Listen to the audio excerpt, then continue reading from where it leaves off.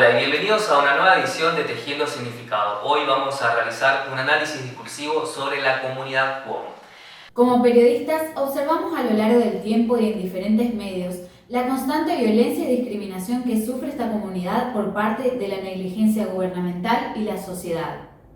Representado en quita de tierras, desalojo, violencia institucional, agravios, insultos y amenazas de todo tipo. La elección de esta comunidad tiene una misión y también una tarea: visibilizar la voz de los indígenas. En este programa vamos a hablar de la voz propia en base a los autores que analizan los discursos semióticos y las siguientes frases.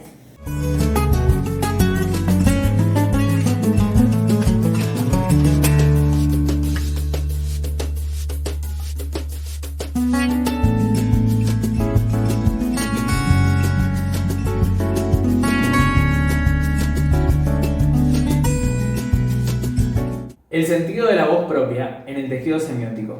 Teniendo en cuenta la voz propia, queremos hacer énfasis en cualquier material significante que no es escuchado por la sociedad. ¿Qué nos quieren decir con sus palabras? ¿De qué y en qué contexto hablan? ¿De qué teorías semióticas podríamos interpretarlas y analizarlas en cuanto a los signos lingüísticos? Entonces, debemos entender que analizar la voz propia de una región determinada nos lleva a múltiples pensamientos alrededor de este signo que establece la forma de pensar o expresar como algo propio de una persona, sujeto que ejerce un lenguaje de forma individual. Por ende, analizar desde la individualidad, por ejemplo, las frases citadas para este trabajo, nos llevará no solo a realizar un análisis del discurso de los enunciados que aquí proponemos, teniendo en cuenta lo que propone el autor Mikhail Bakhtin.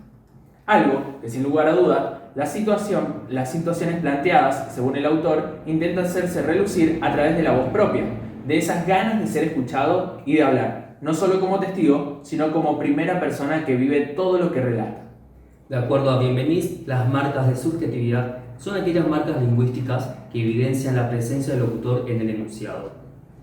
Este autor dice que la subjetividad es la capacidad que tiene el locutor para presentarse como sujeto, es decir, el locutor hace uso de determinadas formas que la lengua pone a su disposición para exponer en su enunciado las marcas de su subjetividad.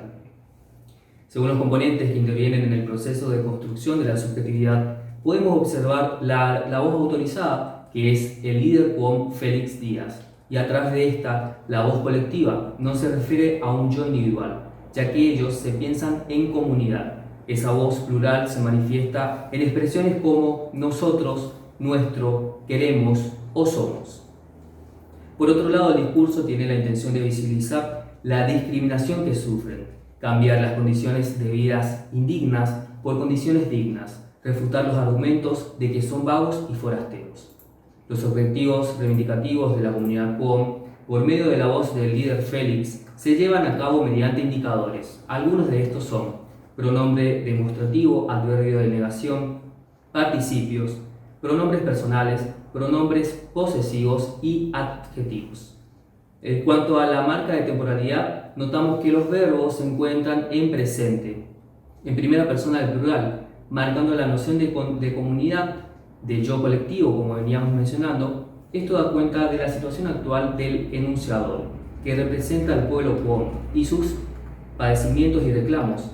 El impedimento de asistir a sus trabajos es algo altamente discriminatorio, teniendo en cuenta que se trata del derecho que todos tenemos y de no poder ejercerlo se debería proporcionar una ayuda social.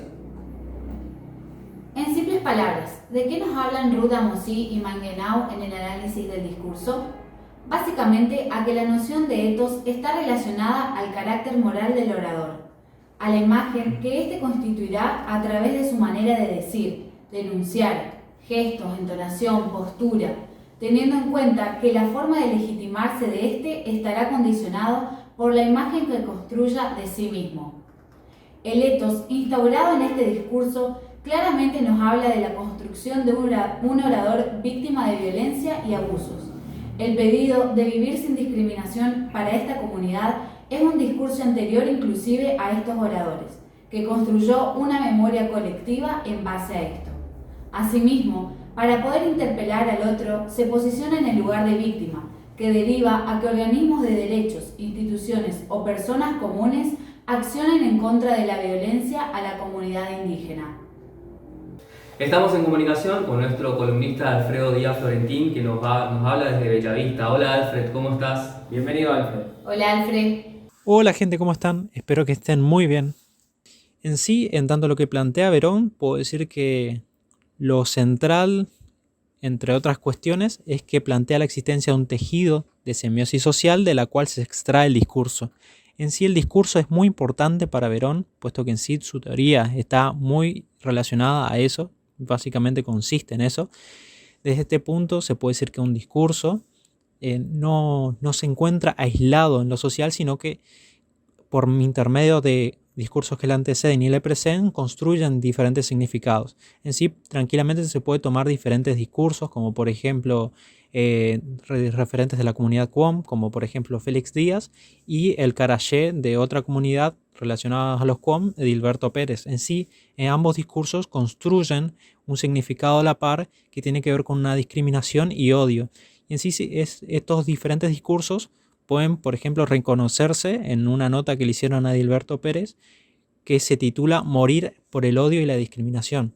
En sí, como bien señalé, no hay discurso que esté aislado de este punto, sino que entre varios discursos construyen lo que es el significado. Espero que le haya quedado claro y un saludo. Dale, muchas gracias Alfred, un abrazo grande. Buenísimo, gracias, Alfred. Saludos y gracias por lo que nos brindaste hoy. Y cerraremos este segundo bloque hablando de Pécheux y Autier. Jacqueline Autier-Rebus introdujo el concepto de heterogeneidad enunciativa para dar cuenta de diversos fenómenos discursivos formados por la capacidad interdiscursiva del discurso. Distingue entre dos tipos de heterogeneidad, una constitutiva y una mostrada. La interdiscursividad constitutiva se motiva en el trabajo de un discurso sobre otros discursos. El encuentro de ambos puede ser interpretado como un proceso de traducción generalizado y ligado a la intercomprensión, como nos hablaba Mangenau. Corresponde a los procesos reales de constitución de un discurso. En cambio, la heterogeneidad mostrada está ligada a los procesos de representación de dicha constitución en la superficie enunciativa. Los dos niveles mantienen cierta simetría con oposiciones conocidas. El locutor psicoanalítico frente al locutor narrador. La heterogeneidad que constituye un discurso en el sentido de cómo está hecho su tejido frente a la heterogeneidad mostrada que constituye un discurso en el sentido de cómo se relaciona en el exterior. Ambas heterogeneidades son irreductibles pero articulables y necesariamente solidarias.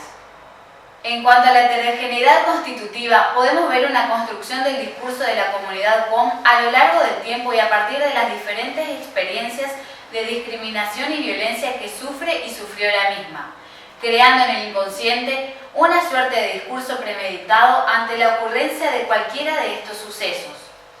Y en cuanto a la heterogeneidad mostrada, podemos observar un discurso que se constituye por un contexto en el cual estos se encuentran excluidos. Esta percepción en la comunidad alienta a que tanto su discurso constitutivo como el mostrado se complementen y colaboren en una sola unidad. Para finalizar, consideramos que la semiología dentro de la carrera es un área de gran importancia y complejidad de la comunicación. Sí, además el transcurso de todo el cursado nos enseñó acerca de los estudios y análisis de los diferentes discursos a través de signos y símbolos. Pero lo más importante es que pudimos entender y situarnos en la voz propia del otro, de un sujeto que también es nosotros y que recorre toda nuestra labor en cuanto a las expresiones por parte de la comunidad QOM. Finalizamos con una frase del novelista Laurent Binet, escritor y novelista. Los signos no tienen ya necesidad de ser señales, se han convertido en indicios, están en todas partes. En adelante, la semiología está lista para conquistar el vasto mundo. Muchas gracias por habernos acompañado, será hasta la próxima. Gracias a todos por estar hasta ahí. Hasta la próxima.